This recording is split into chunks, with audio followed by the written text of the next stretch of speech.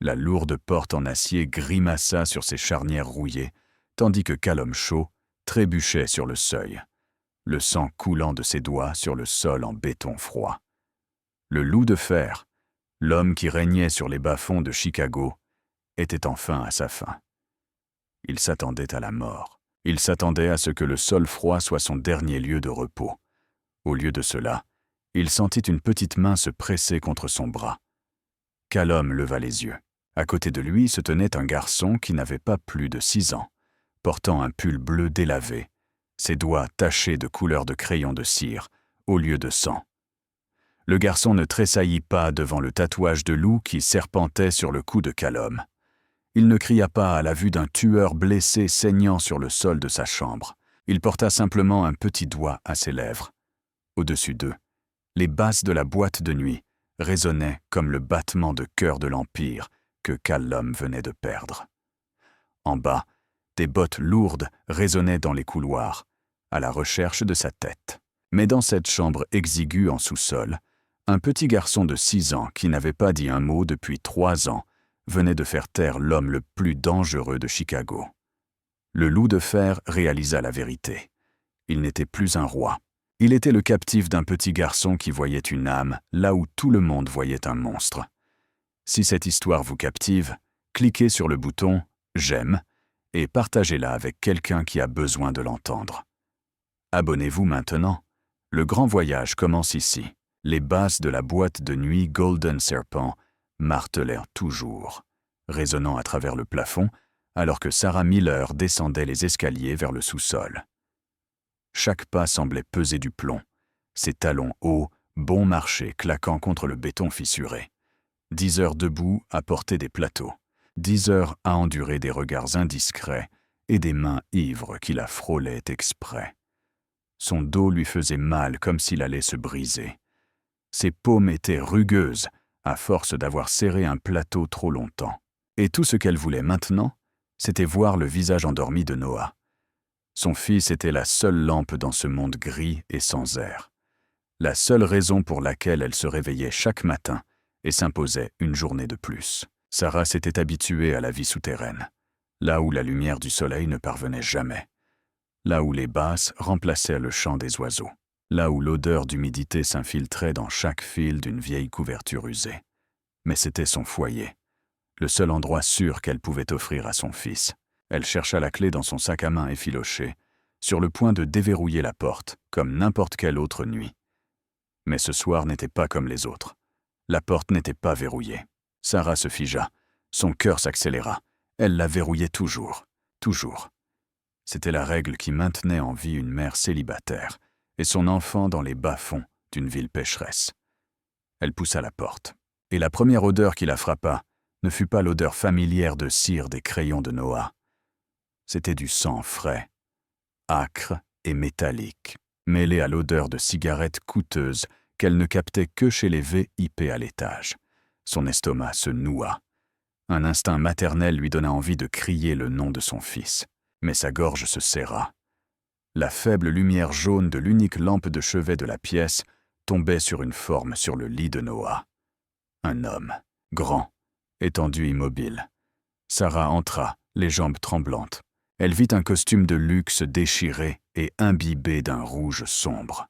Elle vit un tatouage de loup rampant depuis le col, des crocs et des griffes si acérés qu'il semblait prêt à dévorer le monde entier.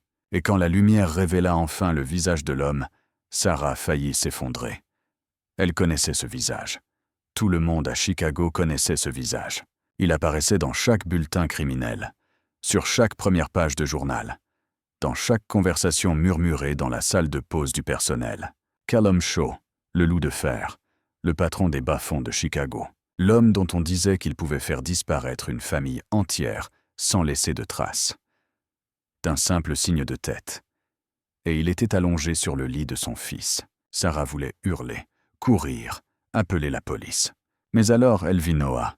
Son fils était assis à côté de l'homme, le dos droit. Ses yeux gris ne montraient pas la moindre trace de peur. Et la main du garçon était serrée fermement autour de la main de Callum Shaw. De petits doigts enroulés autour de la paume ensanglantée du tueur, comme pour le protéger du monde entier. Sarah restait là, incapable de respirer. Pendant 3 ans, Noah avait vécu comme une ombre. Il se cachait derrière sa mère, fuyait chaque regard, se repliait dans le coin de la pièce comme un petit animal effrayé. Il ne parlait pas, ne pleurait pas, ne riait pas. Il avait fermé la porte de son cœur au monde le jour où son père était parti. Mais ce soir, son fils se tenait droit à côté du meurtrier le plus dangereux de Chicago. Les yeux du garçon n'étaient pas vides comme d'habitude. Ils brillaient de quelque chose que Sarah ne pouvait nommer. Noah leva les yeux vers elle, puis porta un doigt à ses lèvres. Chut! Le geste était si simple qu'il faisait mal. Son fils lui disait de se taire. Son fils protégeait un étranger. Son fils, pour la première fois en 3 ans, semblait donner un sens à cette vie. Sarah se tenait sur le pas de la porte, son cœur battant à contretemps. Un pas en arrière et elle pourrait appeler la police. Ou pire, appeler les hommes qui avaient mis un prix sur la tête de Callum Shaw. Cette prime pourrait les sortir, elle et Noah, de ce sous-sol pourrissant pour de bon. Elle pourrait donner à son fils une vie décente, une maison avec des fenêtres, une bonne école. Mais un pas en avant signifiait entrer dans une obscurité dont elle ne savait pas si elle s'échapperait jamais. Sarah se retira dans le coin de la minuscule cuisine, le dos pressé contre le mur moisi, sa main tremblante sortant un vieux téléphone de sa poche. L'écran s'alluma, baignant son visage livide d'une lueur bleue maladive. Son cœur battait comme s'il voulait s'échapper de sa poitrine, chaque battement résonnant dans ses oreilles comme un tambour de guerre. Elle savait qu'elle devait faire quelque chose. Elle ne pouvait pas rester ici éternellement. Sur le lit de son fils reposait une bombe à retardement, et le compte à rebours tournait, seconde après seconde.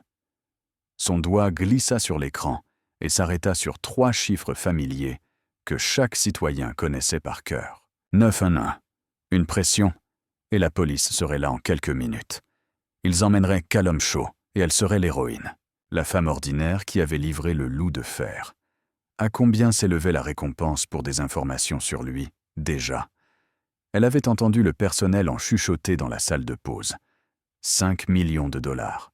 5 millions de dollars. C'était assez pour sortir Noah et elle de ce sous-sol pourrissant, acheter une petite maison en banlieue, envoyer son fils dans une école décente, une avec une aire de jeu, avec des amis, avec la lumière du soleil au lieu du néon clignotant qui filtrait du club à l'étage. Mais alors une autre pensée s'immisça dans son esprit, froide comme de la glace, coulant le long de sa colonne vertébrale. Si elle appelait la police, arriverait-il avant les autres? Les hommes cherchant étage par étage dans ce bâtiment, les hommes dont elle avait entendu les pas lourds il y a quelques minutes à peine. Et sinon la police, elle pouvait appeler un clan rival. Elle savait comment les joindre. Tous ceux qui servaient au Golden Serpent savaient. Des cartes de visite glissées dans les paumes dans des coins tranquilles. Des offres murmurées dans les cabines de toilette. Des numéros gribouillés au dos des reçus de pourboire. Ils paieraient plus que ce que la police ne pourrait jamais offrir. Peut-être 2 fois plus. Peut-être 3 fois plus. Callum Shaw était le plus gros poisson dont on puisse rêver. Mais elle savait autre chose aussi. Si les propres gens de Callum le trouvaient ici en premier, ils ne laisseraient pas de témoins derrière eux. Et si ses ennemis le trouvaient, ce serait pire. Peu importe qui arriverait en premier, Noah et elle n'étaient que 2 petites vies, faciles à broyer et encore plus faciles à oublier. Personne ne chercherait une pauvre serveuse et son petit garçon silencieux. Personne ne déposerait de fleurs sur leur tombe. Le téléphone dans sa main devint brûlant sous la force de sa prise. Elle fixa l'écran, puis leva les yeux vers le lit. Noah était toujours là. Il n'avait pas bougé depuis l'instant où elle était entrée.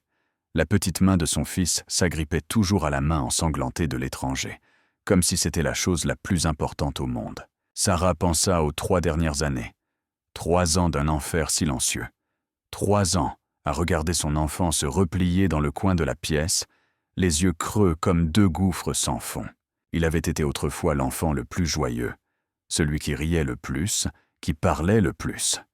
Puis son père était parti et avait emporté le rire de Noah avec lui. Après cela, le garçon était devenu une ombre, se cachant derrière sa mère chaque fois qu'un étranger s'approchait trop près, esquivant chaque regard, comme si les yeux d'une autre personne pouvaient le dissoudre. Pas un mot, pas un sanglot, pas une seule exigence. Le médecin appelait cela le mutisme sélectif. Sarah appelait cela le cœur brisé d'un enfant de 6 ans. Mais ce soir, cet enfant se tenait droit. Les yeux gris de Noah n'étaient pas vides comme d'habitude. Ils brillaient de quelque chose qu'elle n'osait nommer. De la détermination peut-être, de la protection peut-être. Ou simplement, pour la première fois en 3 ans, son fils avait trouvé quelque chose digne d'intérêt au-delà de la douleur de sa propre souffrance. Sarah regarda Noah et vit ce qu'elle n'avait jamais vu auparavant. Pour la première fois de sa vie, son fils ne ressemblait pas à une victime. Il ressemblait à un héros. Un petit héros dans un pull bleu délavé, les mains tachées de cire de crayon, tenant fermement la main d'un roi de la mafia mourant. C'était insensé, c'était absurde, c'était si dangereux qu'elle avait envie de hurler. Et pourtant, c'était la chose la plus belle dont elle ait jamais été témoin. Sarah regarda le téléphone dans sa main, puis de nouveau son fils. Il la regardait, ses yeux gris ne disant rien et portant pourtant 1000 messages. « Ne le fais pas, maman. Fais-moi confiance. » Elle prit une profonde inspiration et posa le téléphone sur la table de la cuisine. Elle ne savait pas ce qu'elle faisait. Elle ne savait pas où cela mènerait. Mais elle marcha vers la porte, fit glisser le verrou, puis tira le vieux rideau pour boucher la seule petite fenêtre du sous-sol. L'obscurité s'installa dans la pièce, ne laissant que la faible lueur jaune de la lampe de chevet à côté du lit de Noah. La décision était prise. Sarah Miller n'était plus la serveuse invisible du Golden Serpent. Noah Miller n'était plus l'enfant que le monde avait oublié. À partir de cet instant, ils étaient les gardiens d'un roi mourant. 2 heures rampèrent comme 2 siècles. Sarah était assise sur le sol glacé, le dos appuyé contre le cadre du lit, ses yeux ne quittant jamais la porte en acier. Callum Shaw gisait toujours immobile sur le lit de Noah, sa respiration superficielle et saccadée. Sa peau paraissait pâle sous la lampe jaune. Elle avait essayé d'arrêter le saignement avec tout ce qu'elle avait. Quelques serviettes propres et de la gaze bon marché achetée dans un magasin à $1. C'était tout ce qu'une serveuse pouvait faire pour un chef de la mafia mourant. Noah restait à ses côtés, ses petits doigts enroulés autour de la grande main de l'étranger, ses yeux gris montant la garde sans ciller. Puis le premier son arriva. Des pas. Pas le traînement désordonné d'ivrogne ou le retour tardif d'employés. C'étaient de nombreux pieds, lourds et délibérés, se déplaçant à l'unisson comme une unité. Ils tonnèrent au-dessus d'eux, voyagèrent à travers le béton et s'abattirent dans le sous-sol comme un avertissement de tempête. Sarah retint son souffle. Des faisceaux de lampes torches tranchèrent à travers la fente sous la porte, des traînées blanches coupant l'obscurité comme des lames. Puis le grésillement d'une radio résonna à travers le sol, une voix si froide et claire qu'elle saisit chaque mot. « Monsieur Brennan veut que Shaw soit trouvé avant l'aube. Fouillez chaque recoin. Ne ratez pas un seul endroit. Brennan. Victor Brennan. » Elle avait entendu ce nom. Tous ceux qui travaillaient au Golden Serpent connaissaient ce nom. Le bras droit de Callum Shaw pendant 15 ans. L'homme qui se tenait toujours dans l'ombre derrière le loup de fer, calme et mortel, comme un serpent venimeux attendant son moment. Et maintenant, ce serpent s'était retourné et avait mordu son propre maître. Sarah bondit sur ses pieds, son cœur s'emballant de manière incontrôlée. Elle balaya la pièce du regard, son esprit luttant contre le temps. Le manteau de Callum imbibé de sang était toujours suspendu à une chaise. Les taches sur le sol marbraient encore le béton, même après qu'elle ait essuyé une fois. Trop de traces, trop de preuves. Elle s'élança vers le manteau, mais s'arrêta. Le tissu, une laine fine et lourde, semblait trop riche, trop cher pour ce sous-sol. Cela les trahirait en un instant. Elle saisit une paire de ciseaux de cuisine émoussés, hachant des trous irréguliers dans les manches et arrachant la doublure en soie de couturier. Elle traîna le tissu sur la cuisinière graisseuse et le mur taché de suie, jusqu'à ce que le vêtement de luxe ressemble à un déchet abandonné. Ce n'est qu'alors qu'elle le fourra dans un sac poubelle noir, jetant des emballages de nouilles instantanées et des morceaux de papier par-dessus pour cacher la forme restante. Ses mains tremblaient violemment alors qu'elle versait de l'eau de javel sur le sol et frottait comme une folle avec un vieux chiffon, s'acharnant sur les marques rouges sombres. Le produit chimique lui piquait le nez, mais elle s'en moquait. Et puis, elle vit Noah. Il s'était déplacé de lui-même, sans que personne ne le lui dise. Les dessins au crayon de cire qu'il avait faits au cours des 3 dernières années, des images d'un océan bleu, d'un soleil jaune, de choses qu'il n'avait jamais pu voir de ce sous-sol sans fenêtre, étaient maintenant scotchées au mur, couvrant les taches qui restaient. Couvrant les empreintes de mains sanglantes que Callum avait laissées par accident en entrant, Sarah regarda son fils et sa poitrine se serra. 6 ans. Son garçon n'avait que 6 ans, et il aidait à cacher un criminel recherché, comme si c'était la chose la plus naturelle au monde. Les coups sur la porte frappèrent comme la foudre. Pas un coup poli, un poing, lourd et menaçant.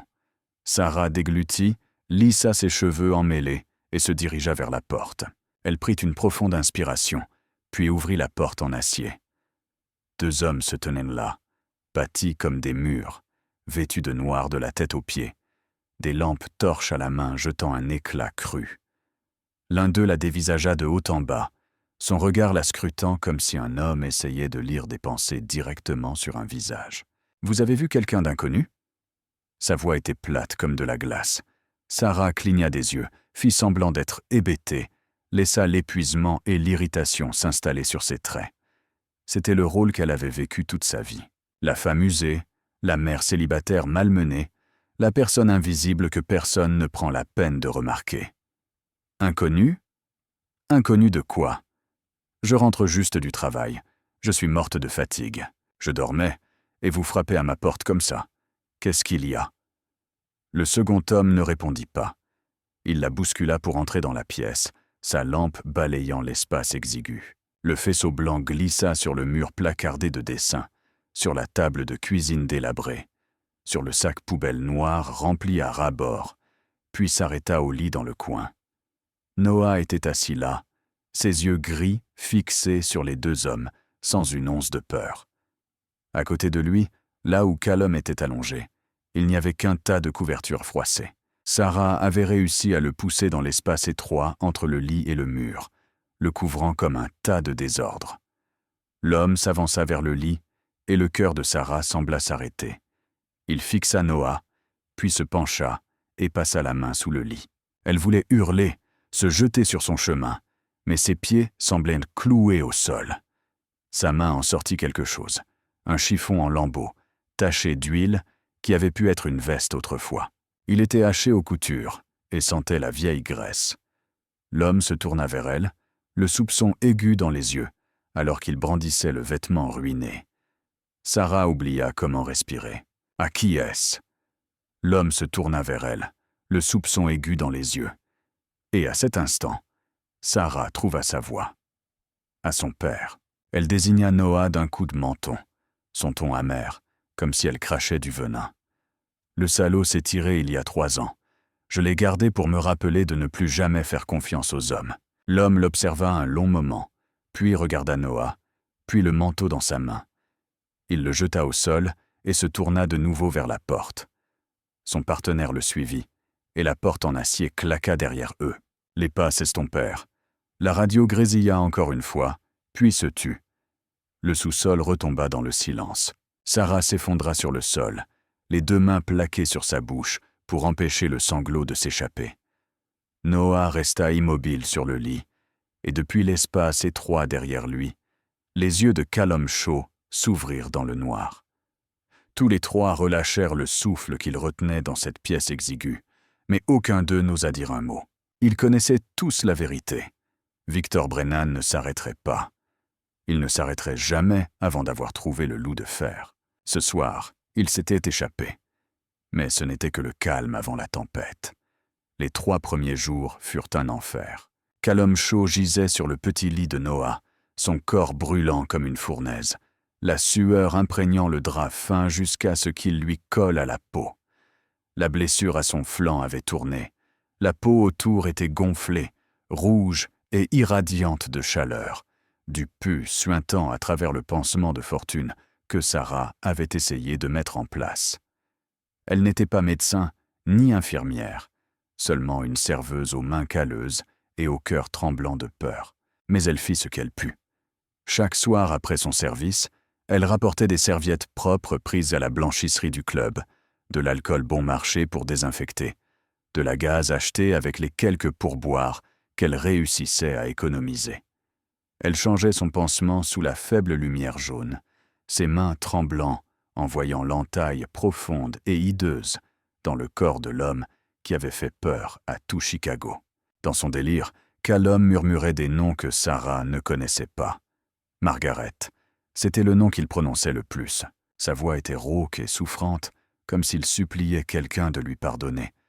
Et puis il y avait d'autres noms, des noms d'hommes, peut-être des alliés, peut-être des ennemis, peut-être des gens qu'il avait tués ou qu'il n'avait pas réussi à sauver à temps. Sarah ne savait pas, et elle ne demandait rien. Elle essuyait seulement la sueur de son front, pressait de l'eau sur ses lèvres et priait pour que la fièvre tombe avant que la mort n'ait le temps de venir frapper. Mais celui qui ne quittait pas le côté de Callum, pas même une minute, c'était Noah.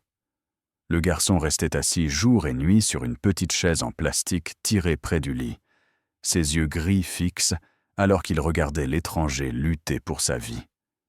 Quand Sarah allait travailler, Noah veillait. Quand elle rentrait, Noah était toujours là. Il ne parlait pas, ne pleurait pas, ne demandait rien. Il était simplement assis, silencieux et patient, comme un minuscule gardien protégeant le trésor le plus précieux qu'il possédait. Parfois, tard dans la nuit, Sarah se réveillait et voyait Noah tenant la main de Callum, la petitesse des doigts de son enfant, serrée fermement contre la grande paume cicatrisée du loup de fer. Et elle se demandait ce qu'il y avait chez cet homme qui faisait que son fils, l'enfant qui avait fermé son cœur au monde entier pendant 3 ans, l'ouvrait ainsi. Le 4e jour, la fièvre commença enfin à tomber. Ce matin-là, alors que Sarah se préparait à partir au travail, elle entendit un mouvement venant du lit. Les yeux de Callum Shaw s'ouvrirent. Il n'était plus terne et perdu dans la brume du délire. Ils étaient perçants, alertes et dangereux. Les instincts d'un homme qui avait survécu 20 ans dans les bas-fonds se remirent en place. Sa main alla à sa taille, cherchant un pistolet qui n'était pas là, cherchant le couteau que Sarah avait caché la toute première nuit. Ses muscles se tendirent. Son regard balayant la pièce comme un prédateur évalue les menaces, trouve les sorties, se prépare à combattre ou à fuir. Mais alors une petite main toucha son bras. Noah se tenait à côté du lit, ses yeux gris rencontrant ceux du loup de fer, sans une once de peur. Doucement, le garçon écarta la main de Callum de sa taille et plaça à la place autre chose dans sa paume rugueuse. Un stéthoscope jouait, en plastique rouge, vieux et effiloché par endroits, mais gardé précieusement, comme un trésor. Callum regarda le jouet dans sa main, puis l'enfant. Il ne comprenait pas. Il ne comprenait pas pourquoi ce garçon n'avait pas peur de lui, pourquoi il ne courait pas appeler un adulte, pourquoi il se tenait là avec un sérieux qui donnait l'impression que Callum était le patient le plus important du monde. Noah prit le stéthoscope des mains de Callum, glissa les embouts dans ses propres oreilles, puis pressa l'extrémité ronde sur la poitrine de Callum. Il fronça les sourcils, son visage marqué par une concentration intense, exactement comme un vrai médecin cherchant des réponses dans un cas difficile. Il déplaça le stéthoscope d'un endroit à un autre, écoutant le battement de cœur de l'homme que toute la ville voulait mort. Sarah se tenait dans le coin de la cuisine, une main sur la bouche, les larmes montant rapidement. Callum resta immobile et laissa un enfant de 6 ans l'examiner avec un stéthoscope jouet. Et à cet instant, quelque chose en lui changea. 20 ans. 20 ans dans les bas-fonds. Et personne ne le touchait sans vouloir quelque chose. De l'argent, du pouvoir, une faveur ou sa vie. Chaque poignée de main cachait une lame derrière le dos. Chaque sourire portait du poison dessous. Chaque étreinte pouvait devenir un nœud coulant serré autour du cou. Mais cet enfant ne voulait absolument rien. Cet enfant voulait seulement être sûr que son cœur battait toujours. Noah leva les yeux vers Callum et fit un petit signe de tête, comme pour dire qu'il irait bien. Puis le garçon se rassit sur la vieille chaise en plastique et continua, montant la garde, exactement comme il l'avait fait chaque jour auparavant. Le loup de fer restait allongé, fixant le plafond humide et taché, et pour la première fois en 20 ans, il commença à apprendre comment baisser les armes. Le 5e jour, Callum Shaw était pleinement conscient. La fièvre s'était retirée, le laissant faible de corps, mais l'esprit plus clair qu'il ne l'avait été depuis longtemps. Il gisait sur le petit lit, le dos contre le mur humide, et pour la première fois, étudia vraiment la pièce où sa vie avait été sauvée. Le sous-sol était exigu, le plafond si bas qu'il pouvait le toucher s'il se tenait droit. Les murs de béton gris étaient tachés par des marques d'eau qui s'étendaient. Il n'y avait pas de fenêtre, pas de lumière naturelle, seulement la faible lueur jaune d'une vieille lampe de chevet et les basses, sourdes et incessantes du club au-dessus, comme le battement de cœur d'un monstre qui ne dort jamais, mais au milieu de cette pauvreté et de cette obscurité. Quelque chose retint son regard, les dessins au crayon de cire. Ils couvraient le mur en face du lit, superposés les uns aux autres, si serrés qu'ils formaient une immense fresque construite à partir de centaines de petites feuilles. Un océan bleu, un soleil jaune, des oiseaux volant dans un ciel clair, des champs de fleurs éclatants de couleurs, tout ce qu'un enfant vivant dans ce sous-sol sans fenêtre n'avait jamais vu en vrai. Puis ses yeux se posèrent sur le coin du lit, où Noah était assis en silence comme toujours. Dans les bras du garçon se trouvait un lapin en peluche, vieux, usé jusqu'à la corde. Sa fourrure était devenue d'un gris sale, à force d'avoir été tenue pendant trop d'années. Mais ce qui attira l'attention de Callum n'était pas son état d'usure. C'était que le lapin n'avait qu'une oreille. L'autre oreille avait été arrachée, laissant une plaie ouverte avec des fils blancs qui dépassaient comme des veines exposées. Sarah entra portant un plateau simple, une bouillie de riz nature et de l'eau. Elle le posa sur la table et commença à se détourner. Mais la voix de Callum s'éleva, rauque après des jours sans usage. Ce lapin. Sarah s'arrêta, son dos se tendant un bref instant. Puis elle se tourna, suivit son regard, et son visage s'adoucit sous la douleur qu'elle essayait de cacher depuis 3 ans. Elle s'assit sur la chaise en plastique près du lit, les yeux lointains, comme si elle fixait un passé qu'elle aimerait pouvoir oublier. Il s'appelle Monsieur Moustache. Sa voix était légère comme un souffle. C'était le dernier cadeau que le père de Noah lui a fait avant de partir. Callum ne dit rien. Il écoutait seulement. Il avait vécu assez longtemps dans le noir pour savoir quand se taire et laisser quelqu'un d'autre raconter son histoire. Il y a 3 ans, le père de Noah a réalisé que quelque chose n'allait pas avec son fils. Sarah continua, son ton amer, comme du miel mélangé à du poison. Noah n'était pas comme les autres enfants. Trop sensible, trop calme, trop différent. Le médecin a dit qu'il avait besoin de patience et d'une sorte d'amour spécial. Mais son père ne voulait pas d'un enfant spécial. Il en voulait un normal. Elle fit une pause et prit une profonde inspiration, comme si elle essayait de ravaler ses larmes. Un matin, Noah s'est réveillé et son père était parti. Pas un adieu. Pas une explication. Juste le lapin en peluche sur l'oreiller. Comme des excuses silencieuses. Et à partir de ce jour-là, Noah a cessé de parler. Sarah regarda vers son fils. Ses yeux étaient bordés de rouge, mais aucune larme ne tomba. 3 ans maintenant. Le médecin appelle cela le mutisme sélectif. Ils disent que c'est une réponse psychologique, que son esprit le protège en verrouillant sa voix. Ils disent qu'avec le temps et la bonne thérapie, il pourrait reparler. Mais comment suis-je censé payer une thérapie quand je ne peux même pas acheter du lait pour mon enfant? Callum regarda le lapin dans les bras de Noah, l'oreille déchirée et les fils qui s'en échappèrent. Et pour cette oreille? Sarah leva son regard vers lui, et pour la première fois, il vit des larmes couler sur ses joues. La première nuit après la disparition de son père, sa voix se brisa. « Noah a pleuré son papa toute la nuit. Il a serré le lapin si fort que la couture a lâché. L'oreille s'est arrachée net.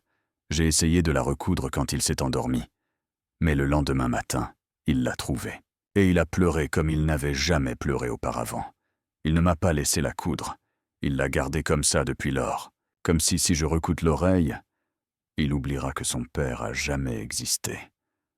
Elle essuya ses larmes du revers de la main, essayant de se stabiliser. Mais sa voix tremblait encore, alors qu'elle regardait Callum droit dans les yeux. Mon fils n'a pas perdu la capacité de parler, Monsieur Shaw.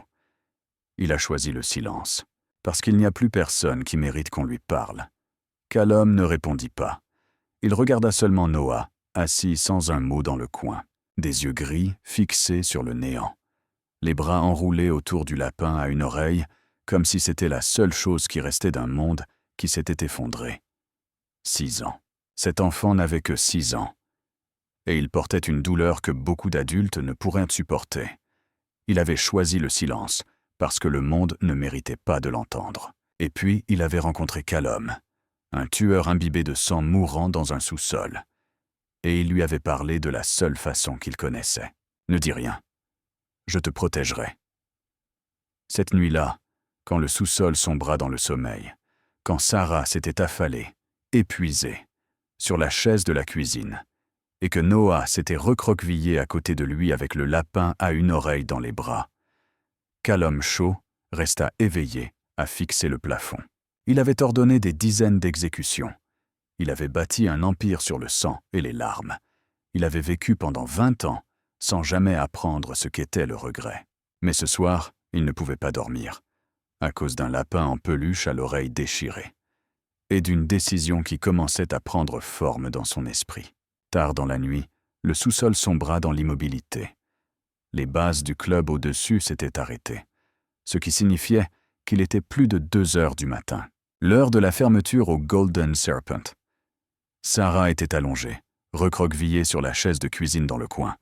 Son visage était usé après une longue journée de travail. Sa respiration était régulière dans un sommeil profond.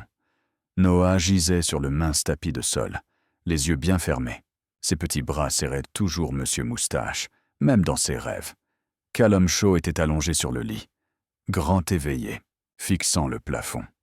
La décision avait pris forme dans son esprit à l'instant où Sarah lui avait raconté l'histoire du lapin en peluche. Et maintenant, elle le poussait si fort qu'il ne pouvait pas rester immobile. Il s'assit lentement. La douleur larda la blessure à son flanc, mais il l'ignora. Il avait enduré pire que cela. On lui avait tiré dessus, poignardé, battu, maintes et maintes fois au cours de ses 20 ans dans les bas-fonds.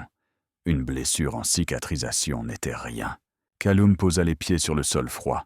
Ses pieds nus bougeaient silencieusement, comme un loup chassant dans le noir. Il alla vers le tapis où Noah dormait, se pencha et retira doucement le lapin en peluche des bras du garçon. Noah bougea. Ses sourcils se froncèrent dans son sommeil comme s'il cherchait quelque chose de perdu. Puis il se rendormit. Callum resta là un moment, regardant le visage innocent de l'enfant dans la faible lumière jaune. Puis il se tourna vers le coin cuisine. Il fouilla dans le tiroir délabré, faisant attention de ne pas faire de bruit. Une aiguille, du fil, de petits ciseaux, des choses simples que n'importe quel foyer pourrait avoir. Mais pour lui, à cet instant, elles comptaient plus que n'importe quelle arme qu'il ait jamais possédée. Il s'assit sur la chaise en plastique près du lit, posa Monsieur Moustache sur ses genoux et commença une tâche qu'il n'avait jamais faite de sa vie. Ses mains tremblaient légèrement, alors qu'il passait le fil dans le chat de l'aiguille.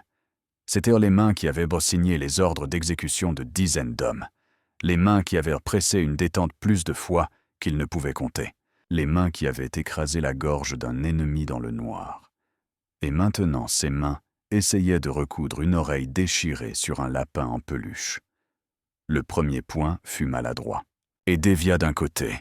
Callum jura à voix basse, le retira, réessaie.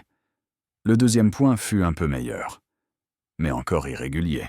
Il n'était pas habitué à un travail qui demandait de la patience et de la tendresse comme celui-ci.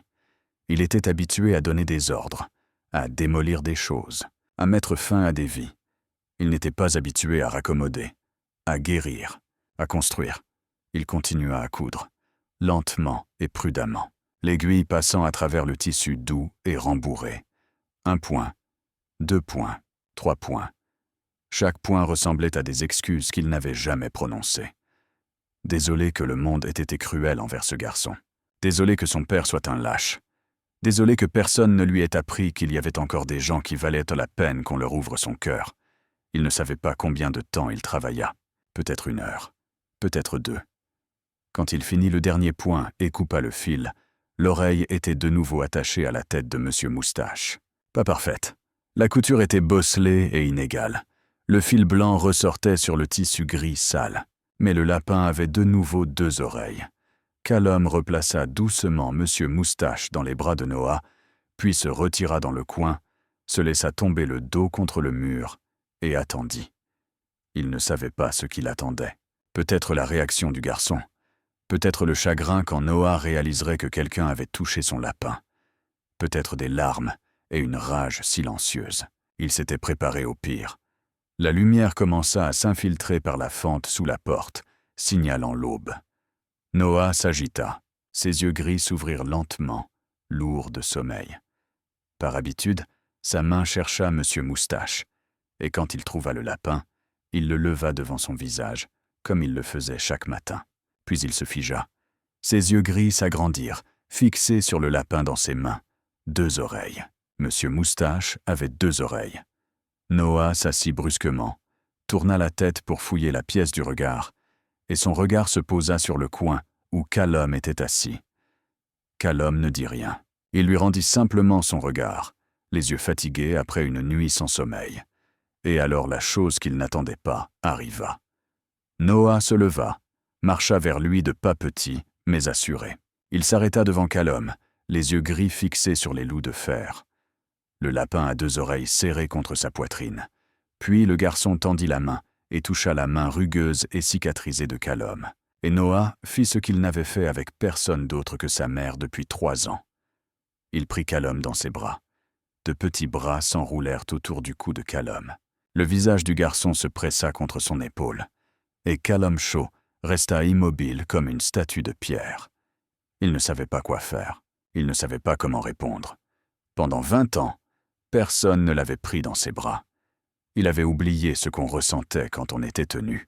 Il avait oublié qu'une étreinte pouvait apporter de la chaleur au lieu de la mort.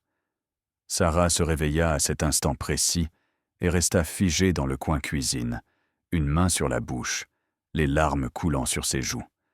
Callum la regarda par-dessus l'épaule de Noah, et il comprit. La nuit dernière, il n'avait pas seulement recousu l'oreille d'un lapin, il avait recousu la foi d'un enfant dans le monde. Le 6e soir, le sous-sol ne semblait plus aussi étouffant qu'au premier jour. Peut-être parce que Callum s'était habitué à l'odeur d'humidité et aux basses sourdes qui grondaient au-dessus. Peut-être parce que sa blessure avait commencé à guérir, ne le lardait de douleur à chaque fois qu'il respirait. Ou peut-être parce qu'il avait trouvé dans cette pièce exiguë quelque chose qu'il n'avait pas trouvé en 20 ans au sein de son propre empire. La paix. Il était assis le dos contre le mur de béton, calé sur un vieux oreiller que Sarah avait glissé derrière lui, les yeux fixés sur l'espace vide devant lui. Noah était assis à côté de lui sur le petit lit, les jambes balançant au-dessus du sol. Monsieur Moustache était posé avec soin sur les genoux du garçon. 2 oreilles, de nouveau entiers. L'enfant ne disait rien, comme toujours. Mais ses yeux gris n'étaient plus vides comme autrefois. Ils contenaient une sorte d'attente, comme s'il savait que Callum avait quelque chose à raconter, et qu'il était prêt à écouter, même si le monde entier se détournait. Sarah était dans le coin cuisine, préparant discrètement un dîner tardif après son service, mais ses oreilles restaient tendues vers eux. Callum prit une profonde inspiration, et pour la première fois depuis de nombreuses années, il ouvrit la bouche, non pas pour donner un ordre ou proférer une menace, mais pour raconter une histoire. Quand j'avais ton âge, ma mère m'emmenait sur la côte du Maine. Sa voix était basse et posée, comme si chaque mot devait être tiré d'un endroit au plus profond de lui, qu'il avait gardé verrouillé trop longtemps. Chaque été, juste nous deux. Elle conduisait la vieille voiture toute la nuit pour qu'on puisse arriver avant le lever du soleil. Je dormais sur la banquette arrière, serrant l'oreiller qu'elle m'avait cousu à la main. Noah pencha la tête, ses yeux gris ne quittant jamais le visage de Callum. C'était la première fois que le garçon choisissait de se concentrer sur quelqu'un d'autre que sa mère. C'était la première fois qu'il regardait un adulte, non pas avec peur ou indifférence, mais avec la pure curiosité d'un enfant de 6 ans écoutant un conte de fées. À l'aube, quand le soleil touchait pour la première fois l'horizon, l'eau se transformait en une nappe d'or. Callum continua, sa voix s'adoucissant comme s'il s'adressait à sa propre enfance. Ma mère appelait ça l'or liquide. Elle disait que c'était là que les rêves touchaient la vraie vie. Elle disait que si on se tenait sur le rivage au moment exact où ça arrivait, on pouvait faire un vœu, et la mer l'emportait. Le gardait en sécurité jusqu'à ce qu'on soit prêt à le reprendre. Il fit une pause, le regard errant comme vers un passé trop lointain pour être atteint. Je n'ai plus revu d'or liquide depuis la mort de ma mère. 24 ans. Sarah se figea dans le coin cuisine, la louche suspendue en l'air. Elle n'avait jamais entendu Callum Shaw parler d'autre chose que d'ordre et d'avertissement. Elle n'avait jamais imaginé que le loup de fer avait eu une mère, avait des souvenirs d'enfance, avait été autrefois un garçon de 6 ans, assis sur une plage, attendant quelque chose ressemblant à de la magie. Mais ce qui lui serra la gorge ne fut pas l'histoire de Callum. Ce fut la réaction de Noah. Les yeux de son fils s'illuminèrent, non pas de la faible lueur d'une attention passagère, mais du vif éclat de la fascination. Ses lèvres s'entr'ouvrirent légèrement, comme s'il essayait d'imaginer ce que Callum venait de décrire. L'or liquide sur l'eau, le lever du soleil sur le rivage. Des choses qu'il n'avait jamais vues depuis son sous-sol sans fenêtre. C'était la première fois en 3 ans que Noah réagissait aussi fort à quoi que ce soit. Puis le garçon sauta soudainement du lit et courut vers le coin où il gardait ses crayons de cire et son papier à dessin. Il s'assit sur le sol froid, étala une feuille blanche devant lui et commença à dessiner. Callum et Sarah se regardèrent. Aucun d'eux ne parla. Ils regardèrent non seulement l'enfant, absorbé par la création. La petite main de Noah bougeait rapidement sur la page, le crayon bleu pressant fort le long du bas, le jaune balayant le haut, les deux couleurs se mélangeant en une bande lumineuse de lumière, d'océan et d'or liquide. Il finit le premier dessin, l'étudia un moment, puis sortit une autre feuille propre. Le deuxième dessin était différent. Pas un paysage, mais des gens. 3. Un homme grand avec des lignes lourdes au cou pour marquer un tatouage. Une femme aux cheveux longs et au sourire doux.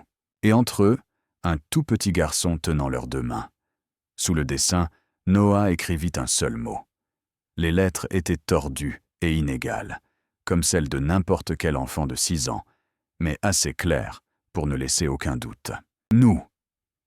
Noah se leva, marcha vers Sarah, là où elle se tenait, et tendit le dessin à sa mère. La main de Sarah trembla alors qu'elle prenait le papier. Ses yeux tombèrent sur les 3 silhouettes se tenant par la main, sur le mot « nous », écrit avec toute l'honnêteté qu'un enfant pouvait donner, et les larmes montèrent en elle avant qu'elle ne puisse les arrêter. Elle se laissa tomber au sol et prit Noah dans ses bras, pleurant sans un son. Callum était assis sur le lit, les regardant à distance, et quelque chose lui serra la poitrine, un sentiment qu'il ne pouvait nommer. Pendant 20 ans, il avait vécu pour le pouvoir. Il avait tué pour un empire. Il avait continué à respirer parce qu'il n'avait aucune autre raison de mourir. Mais maintenant, pour la première fois de sa vie, il avait une raison de vivre qui n'avait rien à voir avec tout ce qu'il avait bâti. Et Sarah, la femme qui avait tout perdu sauf son fils, pour la première fois depuis de nombreuses années, avait quelque chose à perdre d'autre que Noah. Une promesse silencieuse se forma dans l'obscurité de ce sous-sol. Personne ne la prononça, mais tous les 3 la sentirent flotter dans l'air, comme un fil invisible les liant ensemble. Un jour, ils iront voir l'océan. Un jour, ils se tiendraient sur le sable, regarderaient le soleil se lever, et Noah verrait l'or liquide s'étendre jusqu'à l'horizon, de ses propres yeux. Le 7e soir, le sous-sol sombra dans une sorte de silence inhabituel. Les bases du club au-dessus s'étaient arrêtées depuis longtemps, et même le goutte à goutte du tuyau percé semblait s'être calmé. Noah gisait recroquevillé sur le petit lit. Monsieur Moustache serré contre sa poitrine, son visage paisible dans un sommeil profond. Le dessin qui disait « Nuis » avait été scotché avec soin au mur près de la tête de son lit. 3 silhouettes se tenant par la main, comme un rappel de quelque chose qui prenait forme lentement dans cette pièce misérable. Sarah était assise à la minuscule table de cuisine, ses 2 mains enroulées autour d'une tasse d'eau plate, ses yeux épuisés mais incapables de dormir. Callum était assis en face d'elle, le dos contre le mur, la blessure presque fermée, mais lui faisant encore mal chaque fois qu'il bougeait trop brusquement. La faible lumière jaune tombait sur leur visage et projetait de longues ombres contre le béton gris. C'était la première fois qu'ils étaient assis ainsi, pas serveuse et chef de la mafia, pas sauveteur et sauvé. Juste 2 personnes piégées dans le noir, partageant un espace étroit dans un silence qui n'était pas inconfortable du tout. Sarah prit une profonde inspiration, posa la tasse et posa la question qu'elle voulait poser depuis des jours, mais n'avait pas osé. « Avez-vous une famille, monsieur ?» Chaud ? Callum ne répondit pas tout de suite. Il la regarda, puis regarda ses mains cicatrisées, puis l'espace vide devant lui comme s'il cherchait la réponse dans des souvenirs enterrés, il y a longtemps. Le silence dura assez longtemps pour que Sarah pense qu'il ne répondrait pas. Puis sa voix arriva, basse et lointaine. « Oui, j'en ai eu une. » Il fit une pause, comme s'il pesait ce qu'il devait dire. Jusqu'où ouvrir la porte de la pièce sombre qu'il avait gardée verrouillée pendant 24 ans. Puis il continua, lent et douloureux, comme s'il s'arrachait des morceaux de sa propre peau. Ma mère s'appelait Margaret. C'est elle qui m'emmenait voir l'océan, celle qui m'avait cousu un oreiller. La seule personne au monde qui m'ait jamais aimé sans avoir besoin que je devienne quoi que ce soit d'autre. Sarah resta immobile, n'osant pas l'interrompre, sentant le poids de chaque mot qu'il laissait sortir. Elle est morte quand j'avais 12 ans. Callum le dit, sa voix devenant rauque comme s'il parlait d'une blessure qui saignait encore après toutes ces années. Un cancer. 6 mois entre le diagnostic et le jour où elle a fermé les yeux. Je suis resté près de son lit pendant les derniers jours. Je lui ai tenu la main. Je lui ai promis que je serais un homme bien, que je la rendrais fière. Il laissa échapper un rire amer, sans aucune trace d'humour. Vous pouvez voir à quel point j'ai bien tenu cette promesse. « Et votre père ?» demanda Sarah, doucement. Callum haussa les épaules, son visage se durcissant de quelque chose qui n'était pas de la haine, mais plutôt l'indifférence d'un homme qui a cessé de s'en soucier il y a longtemps. Mon père s'est brisé après la mort de ma mère. Il est allé chercher des réponses au fond d'une bouteille. Et un jour, il n'est tout simplement pas rentré. J'avais 13 ans, seul dans un appartement vide, avec un morceau de papier qui portait l'adresse d'un oncle que je n'avais jamais rencontré. Il ne continua pas. Il ne lui dit pas qui était cet oncle, ce qu'il faisait, comment il avait enseigné à un garçon solitaire de 13 ans les premières leçons des bas-fonds. Il ne décrivit pas le chemin de sang et de larmes qu'il avait mené d'un enfant orphelin au loup de fer, l'homme qui faisait trembler tout Chicago. Il n'en avait pas besoin. Sarah comprenait. C'était l'histoire d'un enfant qui avait perdu sa mère, avait été abandonné, avait trouvé une famille là où il n'aurait jamais dû en chercher une, et l'avait payé avec son âme. Le silence flotta entre eux, mais il n'était pas pesant. Il portait une compréhension qui n'avait pas besoin de mots. Puis Sarah parla, sa voix légère comme un souffle. Je rêvais autrefois de devenir infirmière. Elle regarda le fond de la tasse dans ses mains. Je voulais guérir les gens. Je voulais porter une blouse blanche, marcher dans les couloirs lumineux des hôpitaux et apporter de l'espoir aux personnes qui souffraient. Mais la vie avait d'autres projets. Elle ne donna pas de détails. Elle ne parla pas du premier rendez-vous avec le père de Noah, des jolies promesses, de la grossesse non désirée et de la demande en mariage précipitée. Elle ne parla pas de 3 ans de bonheur emprunté, du jour où elle avait réalisé que Noah était différent, de la nuit où elle s'était réveillée pour trouver la place à côté d'elle vide. Elle n'en avait pas besoin.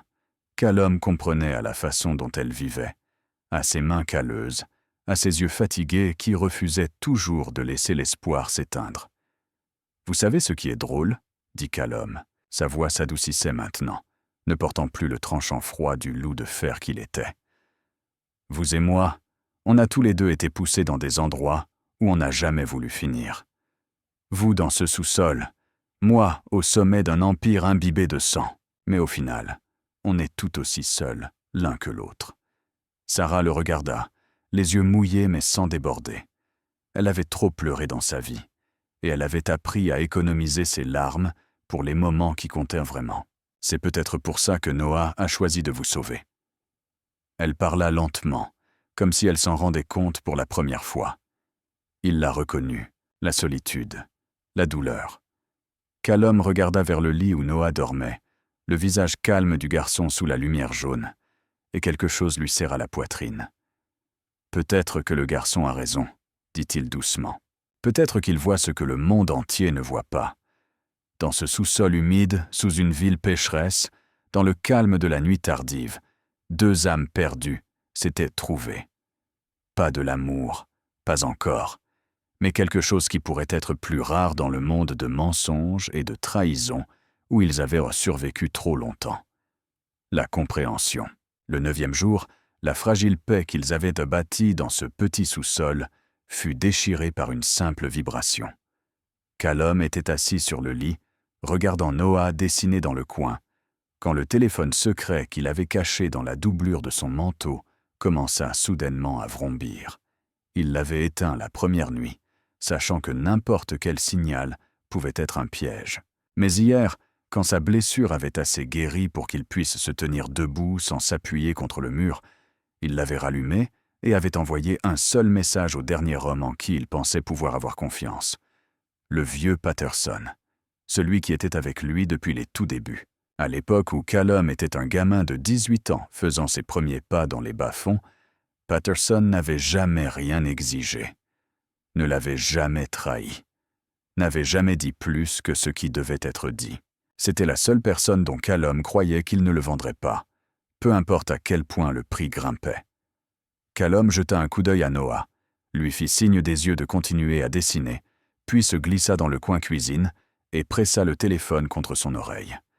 La voix de Patterson arriva, rugueuse et tremblante d'une manière que Callum n'avait jamais entendue. « Patron, c'est pire que ce que je pensais.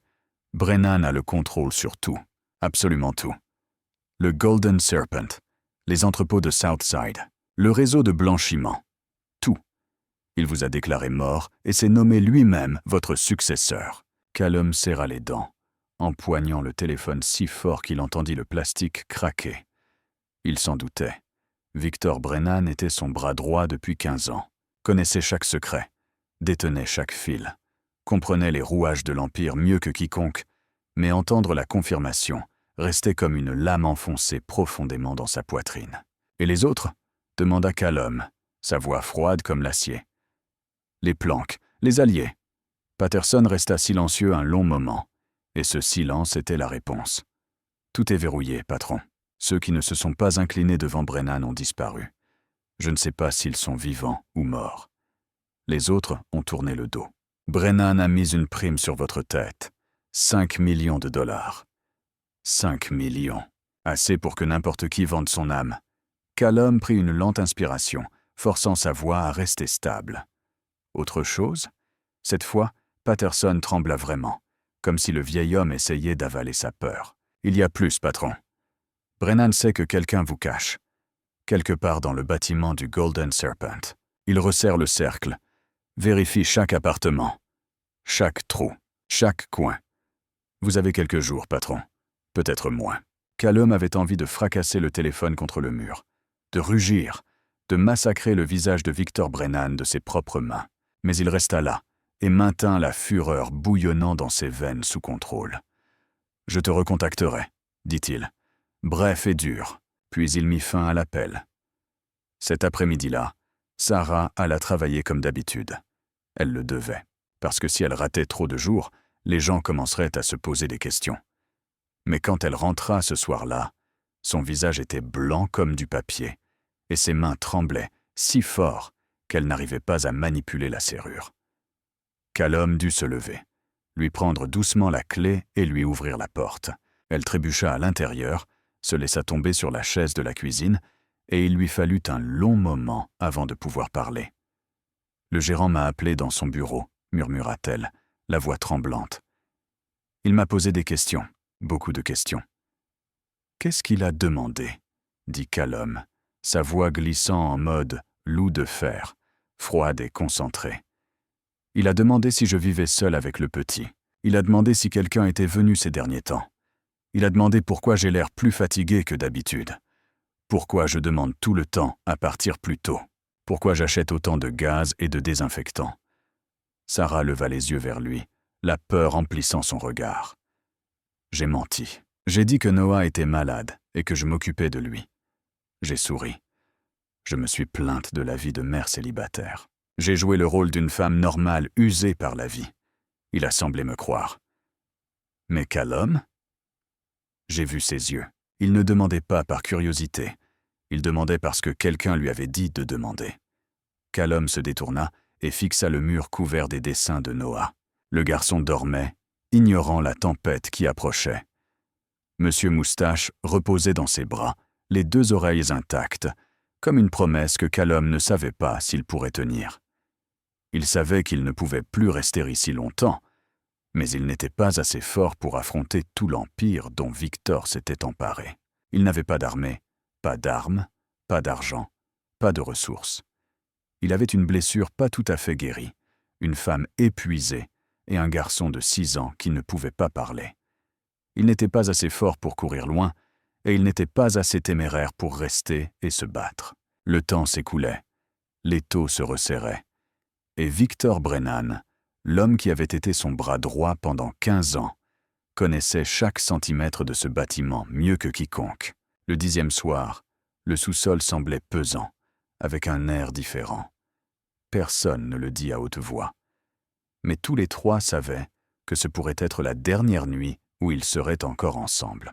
Sarah se tenait dans le coin cuisine, rangeant silencieusement quelques vêtements de Noah dans un vieux sac en tissu, ainsi que le peu d'argent qu'elle avait économisé sur ses pourboires et quelques barres de céréales qu'elle avait glissées de la boîte de nuit.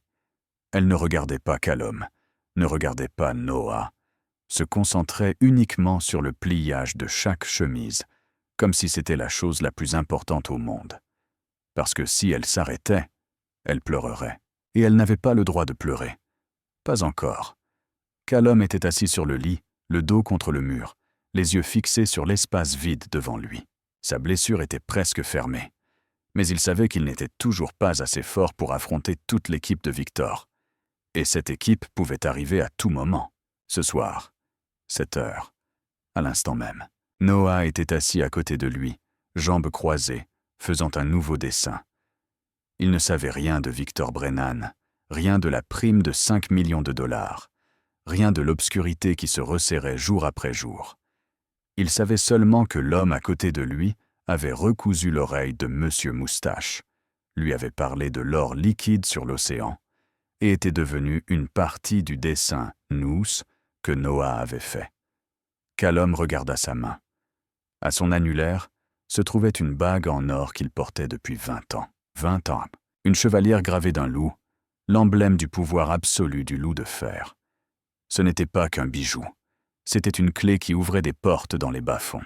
Une marque qui faisait baisser la tête à quiconque dans son empire.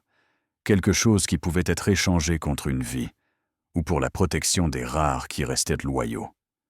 Lentement, il fit glisser la bague, sentant son poids s'installer dans sa paume. 20 ans.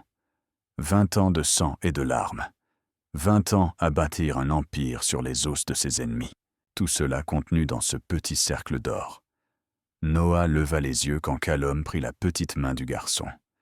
Les yeux gris de l'enfant rencontrèrent les siens avec une pure curiosité. Pas de peur, pas de suspicion. Callum plaça la bague en or dans la paume de Noah, ses doigts rugueux se refermant sur ceux, doux, de Noah. « Écoute-moi, gamin. » La voix de Callum était basse et grave, comme s'il transmettait un testament final. « S'il m'arrive quelque chose ce soir, tu prends ta mère et tu cours. Cours vers les quais sud et trouve un homme nommé Patterson. Il est vieux, des cheveux gris, une longue cicatrice sur la joue gauche. Donne-lui cette bague et dis-lui que c'est moi qui t'envoie. Il vous protégera tous les deux. Il vous emmènera loin d'ici, quelque part où personne ne pourra vous trouver. » Les mains de Sarah s'arrêtèrent. Elle se tourna pour les regarder, ses yeux se brouillant de larmes. Elle comprenait ce que Callum faisait. Il se préparait au pire. Il se préparait à mourir. Noah fixa la bague en or dans sa main. Elle était lourde et froide, brillant sous la faible lumière jaune du sous-sol. C'était le genre de chose pour laquelle les gens tuent. Le genre de chose pour laquelle les gens trahissent leurs amis, vendent leur âme, échangent leur vie entière juste pour la toucher une fois. Et elle reposait dans la paume d'un garçon de 6 ans. Mais alors Noah fit quelque chose que personne n'attendait. Il étudia la bague pendant un long moment, comme s'il réfléchissait à quelque chose que les adultes ne pouvaient pas comprendre.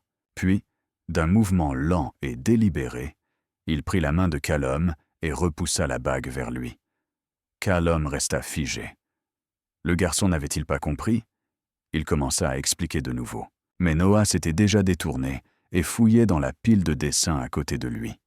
Il sortit le dessin de l'océan qu'il avait fait le soir, où Callum avait parlé de l'or liquide, du bleu et du jaune mélangés, lumineux et plein d'espoir. Noah plaça le dessin sur les genoux de Callum, puis il désigna l'océan sur l'image, puis il désigna Callum, puis il se désigna lui-même. Le sens était si clair que cela faisait mal. Noah ne voulait pas d'or, Noah ne voulait pas de pouvoir. Noah ne voulait pas de la protection d'un étranger nommé Patterson. Noah voulait que Callum l'emmène voir l'océan. Le garçon voulait l'or liquide sur l'eau. Le garçon voulait le lever du soleil sur le sable. Le garçon voulait que le rêve que Callum avait décrit devienne réalité. Et il voulait Callum là, à ses côtés, quand cela arriverait. Quelque chose dans la poitrine de Callum se brisa. 20 ans dans les bas-fonds. Il avait vu des gens tout faire pour le pouvoir.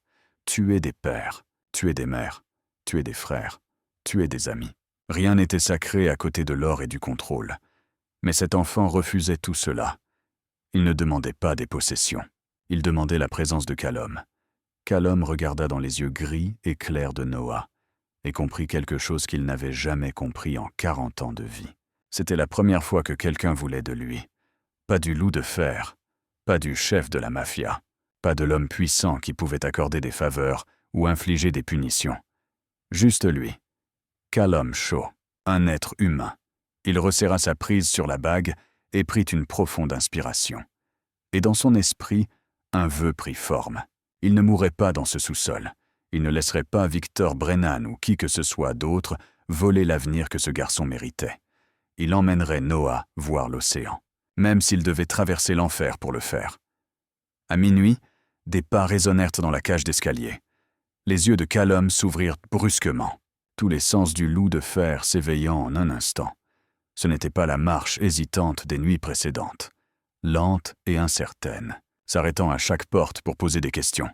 Ses pas avaient un but, lourd et synchronisé. La démarche d'hommes qui savaient exactement où ils allaient. Ils l'avaient trouvé. Callum fut auprès de Sarah et Noah en un instant, les tirant du lit et les poussant vers le coin cuisine. Ses yeux balayèrent dans la pièce, son esprit luttant contre la montre. Il n'y avait aucune issue excepté la porte d'entrée. Aucune arme excepté le petit couteau que Sarah utilisait pour cuisiner. Rien d'autre. Il avait survécu à d'innombrables combats. Mais il n'en avait jamais affronté un à main nue et avec une blessure pas encore totalement guérie. Les coups sur la porte frappèrent comme le tonnerre, faisant trembler tout le sous-sol. Pas un coup, un martèlement violent et menaçant, de la part d'hommes qui n'avaient pas besoin de permission pour entrer. « Ouvrez !» Un cri déchira l'acier. On sait que Shaw est là-dedans. Le cache-cache est fini, loup de fer. Sarah serra Noah contre sa poitrine. Tout son corps tremblait. Ses yeux paniqués fixés sur Callum, comme si elle cherchait un miracle dont elle savait qu'il n'existait pas. Noah ne pleura pas, ne cria pas. Il serra simplement M. Moustache très fort. Ses yeux gris étaient étrangement calmes, comme s'il faisait confiance de tout son cœur à cet homme pour le protéger. Callum se redressa. La douleur le lardait au flanc. Mais il l'ignora. Ses yeux n'étaient plus les yeux de l'homme qui avait raconté des contes de fées sur l'océan et l'or liquide. C'étaient les yeux du loup de fer, froids comme l'acier et tranchants comme un couteau. Les yeux d'un homme qui avait tué pour la première fois à 16 ans et ne s'était jamais arrêté après cela. Il fit signe à Sarah du regard, désignant le placard de cuisine où se trouvait l'interrupteur du disjoncteur, celui dont elle s'était plainte pendant 3 ans parce qu'il vacillait toujours. Sarah comprit immédiatement. Elle fit un minuscule signe de tête, tira Noah plus profondément dans le coin cuisine, un bras toujours enroulé autour de son fils, l'autre atteignant lentement l'interrupteur. 3 secondes. La porte en acier vola en éclats sous un coup de pied brutal. Les charnières rouillées cédèrent. 3 silhouettes noires surgirent dans la pièce, les lampes montées sur leurs armes balayant l'espace exigu. Des lasers rouges comme du sang coupant l'obscurité. Chassant leur proie, ils s'attendirent à trouver un loup blessé, étendu sur le lit. Faible, facile à achever. Comme abattre un chien errant. Ils avaient entendu dire que le loup de fer était grièvement blessé, se cachant comme un rat. Ils pensaient que ce serait simple. 5 millions de dollars partagés en 3. De quoi prendre sa retraite. Mais ce qu'ils virent les fit hésiter un instant. Une femme et un enfant blottis dans le coin cuisine, tremblant comme des feuilles au vent. Une minuscule pièce pauvre. Des murs couverts de dessins d'enfants. Aucune trace d'un chef de la mafia. Où est-il ? Aboya le chef, le canon braqué directement sur Sarah. Où est Shaw ? Parle. Sarah trembla, des larmes coulant sur son visage, jouant la femme terrifiée si parfaitement qu'elle pouvait à peine dire si elle jouait ou si elle s'effondrait vraiment. Sa main tremblante désigna le lit dans le coin, où se trouvait un tas de couvertures froissées. Là, sanglota-t-elle, il est grièvement blessé. Il ne peut pas se lever. L'un des hommes se dirigea vers le lit, arme toujours levée, prêt à tirer sur tout ce qui bougeait. Il arracha la couverture d'une main, vide. Juste un oreiller et des draps froissés. Personne. Quoi ? Il se retourna brusquement, la rage brillant dans ses yeux. Petite salle. Il ne put finir, parce qu'à cet instant précis, Sarah coupa le disjoncteur. La pièce tomba dans l'obscurité absolue. Les lampes sur leurs armes ne signifiaient soudain plus rien dans un espace exigu qu'ils ne connaissaient pas. Ils chancelèrent, criant, se cognant dans le chaos aveugle de quelques secondes. Puis un son s'éleva dans le noir, de petits pieds qui bougeaient, ne venant pas du coin cuisine où Sarah tenait Noah, mais de derrière les hommes. L'un des 3 pivota et braqua sa lampe vers le bruit, et il vit le garçon. Noah se tenait là, derrière eux. Ses yeux gris brillaient dans le faisceau comme les yeux d'un chat la nuit. Il s'était déplacé pendant qu'ils étaient distraits, s'était glissé hors des bras de sa mère, avait tourné derrière comme un petit fantôme, et juste à côté de lui se tenait une grande ombre. Le loup de fer n'avait pas été sur le lit. Il avait été caché dans l'obscurité avant même qu'il n'enfonce la porte. Attendant, patient, comme un loup laissant sa proie entrer dans un piège. Dans le noir, sa voix arriva, froide comme la glace, profonde comme un grognement d'animal. « Vous me cherchez. Je suis juste ici. » L'obscurité s'abattit sur le sous-sol comme un épais rideau noir, engloutissant tout dans le néant. 3 des sbires de Victor pivotèrent en panique. Les lampes montées sur leurs armes ne jetaient que d'étroites lanières de lumière, inutiles dans un espace exigu qu'ils ne connaissaient pas. Mais Callum Shaw n'avait pas besoin de lumière. Il avait vécu dans le noir pendant 20 ans. Il avait appris comment bouger, comment se battre, comment tuer dans des endroits où la lumière n'osait pas aller. L'obscurité n'était pas son ennemi. L'obscurité était la plus vieille amie du loup de fer, son allié la plus loyale. Le premier mouvement vint comme le vent. Le déchirement du tissu à travers l'air, seul avertissement de sa présence. L'homme debout le plus près de Noah n'eut pas le temps de réagir. Il entendit quelque chose à son oreille, puis une force brutale s'abattit sur sa gorge. Un son étouffé s'échappa de sa bouche, et le poids de son corps frappant le sol froid résonna dans le noir, comme un sac de riz lâché lourdement. Le deuxième homme paniqua et pressa la détente. Le coup de feu claqua de manière assourdissante dans l'espace confiné. la lueur du départ de feu éclairant son visage terrifié pendant un instant. Mais la balle s'enterra dans le mur de béton, crachant des éclats et de la poussière. Parce qu'avant qu'il ne puisse viser, une main se referma sur le canon, l'écarta violemment, et l'arme fut projetée au loin. Le métal tinta brusquement en frappant le mur, et son cri court fut coupé net, comme si quelqu'un avait scellé sa bouche d'un poing. Le deuxième corps tomba. Le dernier homme n'essaya pas de se battre. Il se tourna et s'élança vers l'ouverture fracassée de la porte, les pieds s'agitant et glissant sur le sol encombré. Il faillit réussir. Il pouvait déjà voir la faible lumière du couloir à l'extérieur.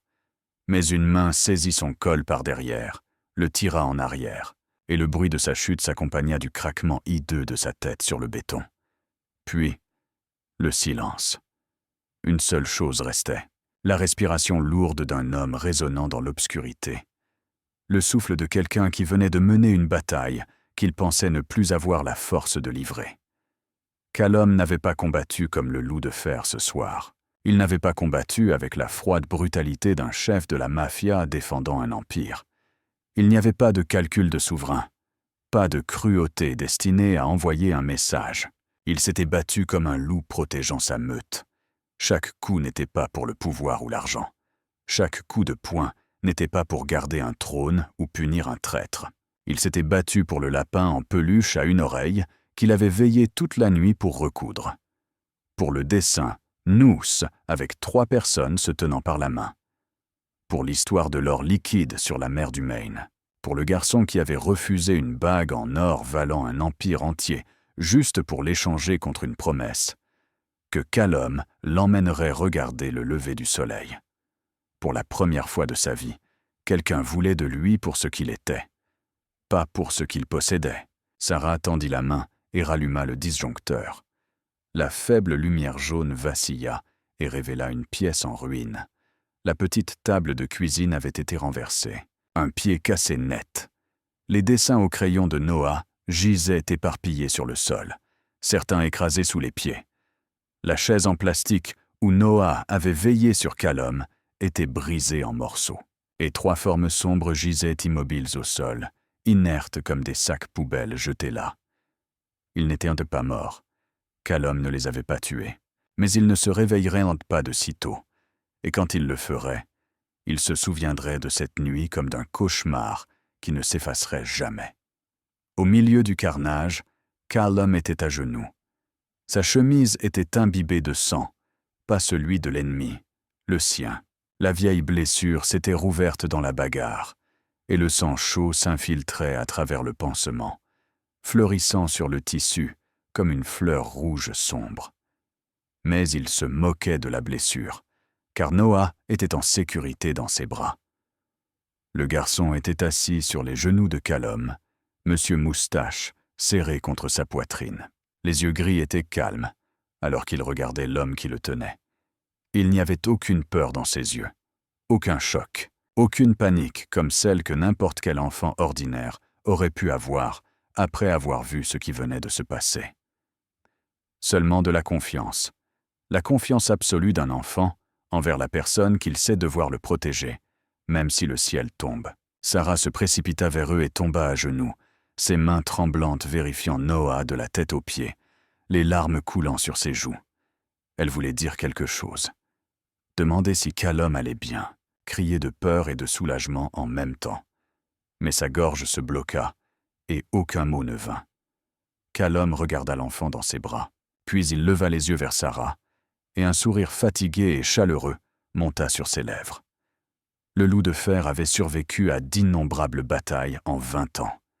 Il s'était battu pour l'argent, pour le pouvoir, pour la survie d'un empire, pour l'honneur d'un nom que les gens craignaient. Mais c'était la première fois qu'il s'était battu pour quelque chose de plus grand que lui-même. Et pour la première fois de sa vie, la victoire avait un goût sucré, au lieu d'avoir un goût de sang. Il n'y avait pas de temps pour se reposer. Pas de temps pour penser la blessure qui suintait déjà de nouveau. Pas de temps pour respirer. Callum connaissait les règles des bas-fonds mieux que quiconque. Ces 3 hommes avaient été envoyés pour rapporter sa tête à Victor Brennan. S'il ne se manifestait pas dans l'heure, Victor saurait que quelque chose n'allait pas, et il n'en enverrait pas 3 de plus. Il en enverrait 10, 20, une équipe entière s'il le fallait. Ils avaient 1 heure, peut-être moins. Callum se força à se redresser, une main pressée sur la blessure sanglante à son flanc, l'autre se refermant sur le bras de Sarah. « Cours, maintenant, ne prends rien !» Sarah secoua la tête et s'élança vers le coin de la pièce. Elle ne pouvait pas tout laisser derrière elle. Elle avait besoin d'argent, de papier, de vêtements pour Noah. « 3 minutes, dit Callum, sa voix ne laissant aucune place à la discussion. « 3 minutes et on part. » Avec ou sans le sac. Sarah hocha la tête, ses mains tremblaient, mais bougeaient avec une vitesse qu'elle ne se connaissait pas. Elle fourra quelques vêtements de Noah dans le sac en tissu, ainsi que tout l'argent qu'elle avait. Quelques centaines de dollars en pourboires économisés pendant des mois. L'acte de naissance de Noah, sa carte de sécurité sociale, quelques vieilles photographies, les choses qui ne pouvaient pas être remplacées. Noah se tenait dans la pièce dévastée. Ses yeux gris balayaient les dessins éparpillés sur le sol, les éclats brisés de la chaise en plastique, le sang étalé sur le mur. Il se pencha, ramassa M. Moustache, brossa la poussière de la fourrure gris sale du lapin. Puis il ramassa autre chose. Le dessin de l'océan, celui où le bleu et l'or se mélangeaient, là où les rêves touchaient la vraie vie. Il serra les deux contre sa poitrine et regarda Callum avec des yeux qui disaient que c'était tout ce dont il avait besoin. 2 minutes et 50 secondes. Callum les mena vers le coin, là où un vieux tapis usé passait inaperçu. Il l'écarta brusquement et révéla une trappe en bois, ramollie par l'âge. Quand il avait construit le Golden Serpent 20 ans auparavant, il avait construit tout un système de tunnels secrets en dessous. Personne ne les connaissait, à part lui. Pas Victor Brennan, personne dans son empire. C'était la route de secours qu'il avait préparée pour le jour qu'il savait devoir arriver, même s'il n'avait jamais imaginé que cela arriverait ainsi. Ils descendirent les marches en bois pourrissant et s'engagèrent dans l'épaisse obscurité du tunnel. L'odeur d'humidité et de terre froide frappa leurs narines. Personne ne se plaignit. Sarah serra fort la main de Noah, et Noah serra encore plus fort monsieur. Moustache et le dessin de l'océan. Callum ouvrait la marche, se déplaçant dans le noir comme s'il pouvait tout voir. Ils passèrent dans d'étroits couloirs où les murs de béton mouillé suaient et où l'eau gouttait du plafond. Ils grimpèrent des marches rouillées qui couinaient sous le poids de 3 corps. Ils franchirent des virages. Callum s'en souvenait comme des lignes de sa propre paume, même s'il n'avait pas mis les pieds ici depuis 20 ans. Enfin, après 15 minutes sous terre, ils atteignirent une porte en fer. Callum la poussa, et la nuit froide de Chicago s'engouffra, portant l'odeur du sel et de l'huile moteur. Les quais sud. Une voiture noire attendait dans l'ombre, phares éteints. Moteur silencieux. Mais quand Callum sortit, la portière s'ouvrit, et un vieil homme descendit, les cheveux blancs comme de la cendre, une longue cicatrice sur la joue gauche, les yeux fatigués, mais toujours perçants. Le vieux Patterson. « Patron, je vous croyais mort, » dit Patterson, sa voix rugueuse d'un soulagement qu'il ne pouvait cacher. Callum marcha vers lui, une main toujours pressée sur la blessure sanglante. « Pas encore. J'ai encore une promesse à tenir. » Patterson regarda derrière Callum et vit Sarah guidant Noah hors de l'obscurité. Le vieil homme ne demanda pas qui ils étaient. Il ne demanda pas pourquoi le loup de fer fuyait avec une femme et un enfant. Il hocha simplement la tête, ouvrit la portière arrière pour eux, puis s'installa derrière le volant. La voiture démarra. Les lampadaires de Chicago glissèrent sur les vitres, puis s'estompèrent de plus en plus, jusqu'à n'être que de petits points dans le rétroviseur. Callum ne se retourna pas. Il ne regarda pas en arrière la ville où il avait bâti un empire de sang et de larmes pendant 20 ans. Il ne pleura pas le Golden Serpent, les entrepôts, les réseaux, la fortune que Victor Brennan lui avait volée. Tout cela n'était plus qu'un souvenir maintenant. Il avait perdu tout ce qui lui avait appartenu autrefois. Mais quand il regarda le siège à côté de lui, où Noah dormait la tête sur l'épaule de Sarah, serrant toujours le lapin à 2 oreilles et le dessin de l'océan froissé, il réalisa qu'il gagnait quelque chose que l'argent ne pourrait jamais acheter. 1200 000. C'était la distance entre Chicago et la côte du Maine, là où 24 ans plus tôt, un garçon de 12 ans s'était tenu aux côtés de sa mère et avait regardé l'or liquide s'étendre sur l'eau. 2 jours sur la route, 2 jours à se relayer au volant, dormant dans des motels d'autoroute bon marché, mangeant des repas rapides dans des stations-service. 2 jours qui, pour Callum, semblèrent plus longs que les 20 ans qu'il avait passés dans les bas-fonds. Parce que pour la première fois, il ne fuyait pas parce qu'il avait peur de mourir. Il courait vers une promesse. Le vieux Patterson conduisit pendant la première nuit pour que Callum puisse se reposer et pour que la blessure à son flanc ait le temps de se refermer. Quand l'aube arriva et qu'ils furent assez loin de Chicago pour enfin respirer, Patterson s'arrêta dans une petite station-service, serra la main de Callum une dernière fois et fit faire demi-tour à la voiture. Le vieil homme avait son propre travail à faire, des traces à effacer, des rumeurs à semer pour que Victor Brennan ne les trouve jamais. À partir de là, Callum conduisit, et le vrai voyage commença. La première nuit, ils s'arrêtèrent dans une étendue vide de l'Indiana, loin de toute lumière urbaine. Callum coupa le moteur, et le silence les enveloppa comme une couverture protectrice. Plus de basses martelant un plafond de boîte de nuit. Plus de pas menaçants au-dessus de leur tête. Seulement le vent bougeant dans les champs de maïs et le chœur régulier des grillons dans le noir. Noah ouvrit la portière et descendit, et le garçon se figea totalement. Callum et Sarah suivirent, et ils virent ce qui avait coupé le souffle de Noah. Un ciel plein d'étoiles, des millions, des milliards, scintillant contre un noir profond, comme si quelqu'un avait éparpillé de fines paillettes sur un vaste drap de velours. La Voie lactée s'arquait au-dessus d'eux comme une pâle rivière de lumière, serpentant d'un horizon à l'autre. Noah restait là, ses yeux gris grands ouverts, sans ciller, comme s'il craignait que s'il clignait des yeux, tout cela disparaisse. Il avait vécu 6 ans dans un sous-sol sans fenêtre, où le ciel était un plafond de béton gris, et où les étoiles n'étaient que des choses qu'il dessinait avec un crayon jaune. Il n'avait jamais vu un vrai ciel nocturne. Sarah se tenait à côté de son fils, une main posée sur son épaule, des larmes coulant silencieusement sur ses joues. C'était ce qu'elle n'avait pas pu lui donner pendant 6 ans de lutte pour survivre sous terre. C'était ce que tout l'argent des pourboires et toutes les nuits de travail épuisantes n'auraient jamais pu acheter. Et maintenant, au milieu d'un champ vide de l'Indiana, son fils pouvait enfin voir les étoiles. Le 2e jour, alors qu'il traversait les étendues rurales de l'Ohio, Noah frappa soudainement contre la vitre et désigna l'extérieur avec une incrédulité pure. Un troupeau de vaches paissait dans un champ d'un vert luxuriant au bord de la route.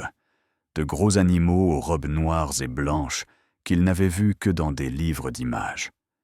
Callum ralentit, et Noah pressa son visage contre la vitre, les yeux ronds comme des billes. Alors Sarah rit. Callum faillit donner un coup de frein par erreur, surpris par le son. C'était le premier rire qu'il entendait d'elle, et ce n'était comme aucun son qu'il ait jamais connu. Pas le rire forcé des filles d'une boîte de nuit, pas le fou rire des gens essayant de flatter le loup de fer. C'était un vrai rire, éclatant et libre. Le rire d'une femme qui, pour la première fois depuis des années, s'autorisait à se sentir heureuse. Et Callum se surprit à sourire lui aussi. Un vrai sourire.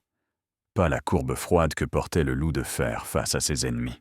Pas le masque poli d'un patron négociant un contrat. Juste le sourire d'un homme assis dans une voiture avec des gens qui lui étaient en chair, regardant un petit garçon fixer des vaches avec émerveillement pour la première fois de sa vie. La 2e nuit, ils s'arrêtèrent dans un petit motel de bord de route, où la peinture s'écaillait et où le climatiseur vrombissait comme s'il allait rendre l'âme. Il ne restait qu'une seule chambre, avec 3 lits simples poussés l'un contre l'autre. Ils ne se plaignirent pas. Sarah donna le bain à Noah, puis le borda avec monsieur. Moustache et le dessin de l'océan placé juste à côté de lui. Le garçon s'endormit immédiatement. Épuisé par une longue journée sur la route, mais heureux d'une manière qu'il n'avait jamais connue. Sarah s'allongea sur le lit à côté du sien, et en quelques minutes, sa respiration devint profonde, signe d'un sommeil lourd et régulier. Callum était allongé sur le 3e lit, fixant le plafond, et il écoutait.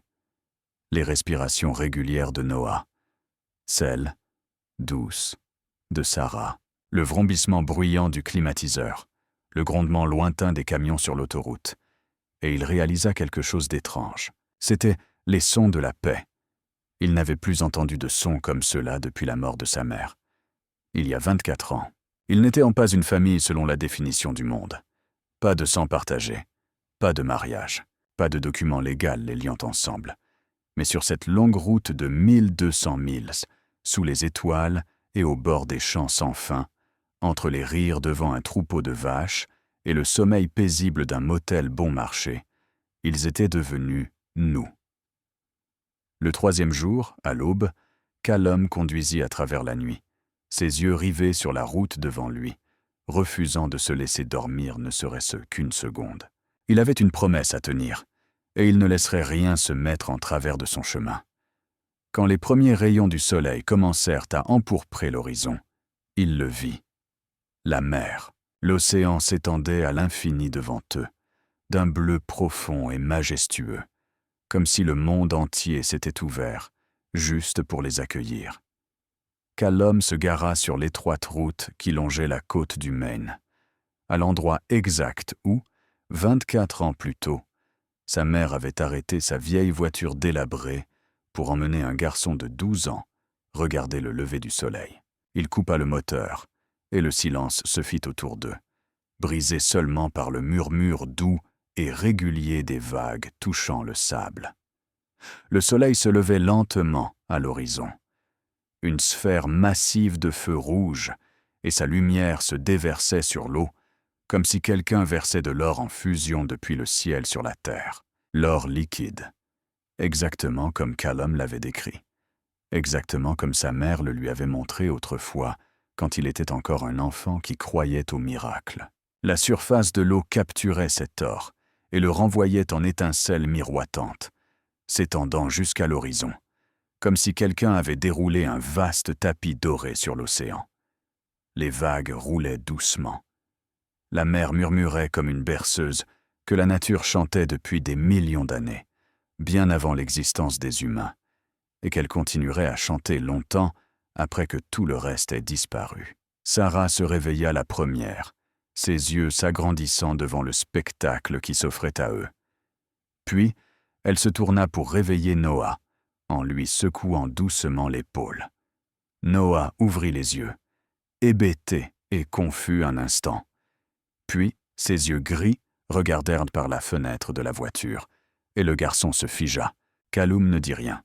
Il ouvrit simplement la portière pour lui. Noah descendit, ses pieds nus touchant l'herbe mouillée par la rosée du matin, ses yeux ne quittant jamais l'océan flamboyant devant lui. Il marcha comme s'il était dans un rêve, traversa l'étroite route et descendit sur le sable lisse qu'il n'avait jamais touché de sa vie. Le sable était frais et doux sous ses pieds, une sensation totalement nouvelle pour un enfant qui avait passé 6 ans sur des sols en béton froid. Noah enleva ses chaussures, les jeta de côté et courut vers le bord de l'eau. Il s'arrêta quand la première vague l'atteignit, l'eau de mer froide le faisant tressaillir, mais il ne recula pas. Il resta là et laissa la vague lécher ses petits pieds, laissa le sel s'imprégner dans sa peau, laissa l'océan l'accueillir comme un ami qui attendait depuis longtemps. Puis il leva la tête et regarda vers le large, vers l'or liquide s'étendant jusqu'à l'horizon, vers le soleil se levant lentement comme une boule géante libérée du ventre de l'océan. Callum et Sarah se tenaient sur le rivage, n'osant pas s'approcher davantage, n'osant pas rompre le charme. Ils regardèrent le garçon entre l'écume et le sable, petit comme un point sombre face à l'énormité de la nature, et pourtant d'une certaine manière plus grand que tout ce qu'ils avaient jamais vu. Noah se retourna. Il regarda Callum, puis Sarah, ses yeux gris brillants de quelque chose que ni l'un ni l'autre ne pouvait nommer. Ses lèvres bougèrent. Sarah retint son souffle, ses doigts serrant le bras de Callum sans s'en rendre compte. Callum restait immobile comme une pierre, n'osant pas bouger, n'osant pas espérer. 3 ans. 3 ans de silence. 3 ans que le garçon avait verrouillé sa voix loin du monde. Puis, dans l'or de l'aube, dans le son doux des vagues, à l'instant où le ciel et la mer ne faisaient qu'un, un seul mot sortit. Petit, éraillé, tremblant d'avoir été inutilisé trop longtemps, mais clair, assez clair pour que même l'océan semble écouter. Beau. Sarah tomba à genoux dans le sable, les deux mains sur la bouche, les épaules secouées de sanglots silencieux, les larmes coulant entre ses doigts, tombant dans le sable et disparaissant comme si la mer elle-même s'abreuvait de son bonheur. Callum ne bougea pas. Ses yeux brûlèrent de quelque chose qu'il n'avait pas ressenti en 20 ans. Le loup de fer, l'homme qui n'avait pas versé une seule larme depuis le jour de la mort de sa mère, dut lever le visage vers le ciel pour cacher ce qui se rassemblait au coin de ses yeux. Noah courut vers eux, ses pieds nus laissant de petites empreintes dans le sable mouillé. Il se jeta dans les bras de sa mère, la serra fort, puis tendit la main et tira Callum vers lui. Et tous les trois restèrent assis là, sur le sable de la côte du Maine, se tenant l'un l'autre sous l'or du lever du soleil. Le garçon avait choisi ce mot pour briser 3 ans de silence. Pas maman, pas papa, pas un mot de douleur ou de perte, de trahison ou d'abandon. Beau, parce que c'était la première chose dans sa vie qui lui semblait si belle qu'il devait la nommer. C'était le premier moment où le monde avait mérité sa voix. Callum avait tenu sa promesse. Il avait emmené le garçon voir la mer, voir l'or liquide sur l'eau, voir l'endroit où les rêves touchent la vraie vie, et l'océan l'avait remboursé par un miracle. 1 mois plus tard, la vie avait changé d'une manière qu'aucun d'eux n'aurait pu imaginer. La petite maison en bois perchée sur une falaise dominant la côte du Maine n'était pas une villa de luxe ou un grand domaine. C'était simplement 2 chambres, un petit salon, une cuisine juste assez grande pour que 3 personnes s'y retrouvent. La peinture était vieille, les lattes du plancher craquaient à chaque pas, et le toit fuyait parfois quand la pluie tombait fort. Mais c'était leur foyer. Un vrai foyer. Sarah commença à travailler à la petite clinique de la ville, commençant à l'accueil. Elle répondait au téléphone, organisait les dossiers des patients et apprenait comment tout fonctionnait. Le vieux médecin propriétaire de la clinique était un homme bon, et quand il apprit son rêve inachevé de devenir infirmière, il lui promit de l'aider à reprendre ses études. Cela pourrait prendre des années, cela pourrait être difficile, mais pour la première fois de sa vie, Sarah pouvait voir une route menant vers son rêve. Noah commença l'école à l'école primaire locale. Il était encore plus calme que les autres enfants, encore plus enclin à s'asseoir seul pour dessiner pendant la récréation qu'à courir avec des amis. Mais il avait un ami maintenant, un garçon aux cheveux roux nommé Tommy, qui aimait s'asseoir à côté de Noah et le regarder dessiner. Et chaque jour, Noah apprenait un nouveau mot de plus. Océan, étoile, maison, maman. Et un mot que le garçon murmurait chaque soir avant de dormir, quand Callum bordait sa couverture. Papa. Callum travaillait au jardin. Il réparait la maison.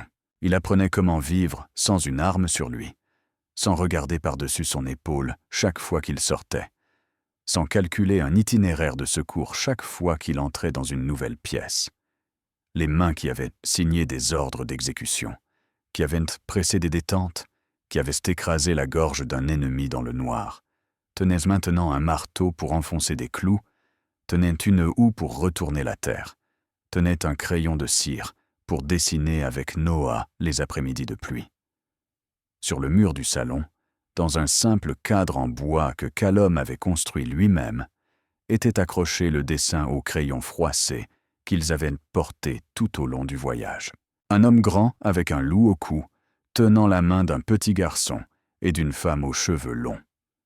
En dessous se trouvait toujours le même mot tordu. Nous. Un soir, alors que Sarah rentrait tard et que Noah faisait ses devoirs à la table de la cuisine, Callum se tenait sur le balcon, regardant la mer. Le soleil se couchait, transformant l'océan en or, de nouveau l'or liquide. Un rappel que les miracles vivaient encore en ce lieu. Le téléphone dans sa poche vibra. Un message du vieux Patterson. Victor Brennan cherche toujours. Il n'a pas abandonné. Il n'abandonnera jamais. Callum le lut, plia le papier et le glissa dans sa poche. Il regarda la mer, l'or liquide devenant lentement rouge alors que le soleil s'enfonçait dans l'horizon. Et il réfléchit. Il pourrait continuer à fuir, emmener Sarah et Noah ailleurs, plus loin, plus calmement. Mais alors il vivrait dans la peur éternellement, jamais vraiment libre, toujours à regarder par-dessus leur épaule, attendant que l'obscurité les rattrape. Il pourrait retourner à Chicago et affronter Victor Brennan, affronter le passé, en finir une fois pour toutes. Mais alors il pourrait ne jamais revenir.